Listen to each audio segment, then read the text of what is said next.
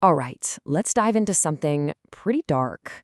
We're going to unpack this allegory, this story about a society that's become so completely hollow, so rotten on the inside, that it takes two incredible figures to even confront it. You've got one who's there to basically burn it all down, and another, well, another one who just holds up a mirror to show it exactly what it's become. Wow, okay, so the source material doesn't pull any punches, does it? It throws us right into the deep end with this quote. And you can tell right away, this isn't just about some made up world. No, this is a challenge aimed directly at us, at our whole concept of what a society is. Is it this grand, noble thing we've built? Or is it something else? Just a collective fever, A way to make enough noise so we don't have to listen to the silence. So, before we can really get to grips with who these two figures are, we first have to understand the world they're walking into. And it's a society that's defined not by what it actually creates or what it is, but by its stunningly beautiful but totally empty structures. Yeah, the text gives us this image of like a gilded tomb. It's really powerful. From the outside, everything looks perfect, right? All the rituals are done with absolute precision. But just underneath that surface, it's all rot. And that wax fruit idea, that's so important here. I mean, it looks perfect, it looks beautiful, but it's completely sterile. It's got no substance. It can't actually feed anyone. And they actually give this sickness a name, the Pharisees' paradox. Think about that. It's this obsession, this almost surgical focus on following the rules, the letter of the law, while the whole point, the actual spirit of it, is just dead, gone. And the text makes it clear this isn't just a side effect of the decay. Man, this is the very engine that's driving the whole thing into the ground. Okay, so into this stagnant, decaying world arrive these two incredibly powerful figures. Archetypes, really. They're presented almost like twin forces, the Reaper and the Mirror.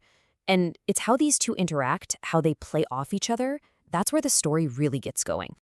And their dynamic is all about contrast. It's fascinating. You have the Red Spectre, who is this active force of destruction, called the Architect of Dismantlement. His job is to literally come in and tear it all down. But then you have the Uncanny Jester, and he's totally passive. He's just a mirror. His only purpose is to show the society the rot that's already there. So let's dig into that first figure a little more, the Red Spectre, because his philosophy is honestly chilling.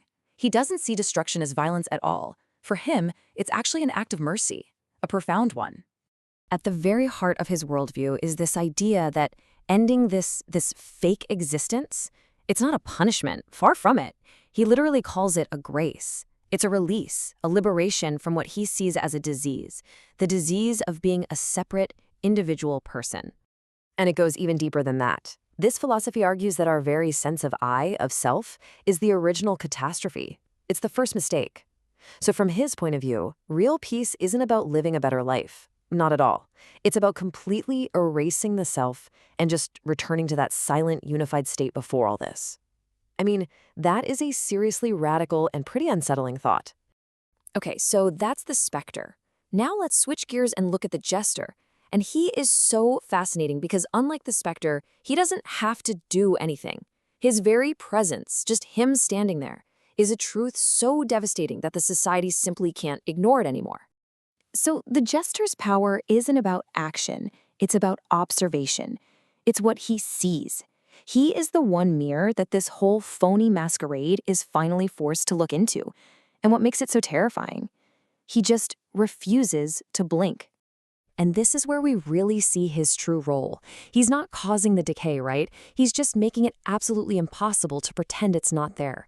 He's not offering a cure. He's just giving them a crystal clear diagnosis. And that's the kicker. In the end, his silence is so much louder than all their frantic, noisy attempts to cover things up. It's what forces that final, unavoidable look in the mirror. So what happens when these two forces, the active destroyer and the passive mirror, finally come together? Well, their convergence signals the end. It's this inevitable, almost procedural conclusion for this rotting world. The whole story culminates in this really powerful, almost ritualistic sequence of events. First, the Reaper and the Mirror literally merge into a single presence, called the terminal shudder. And then, the final act. It's not presented as some violent end. It's called a crimson gift. Surrender here isn't a defeat.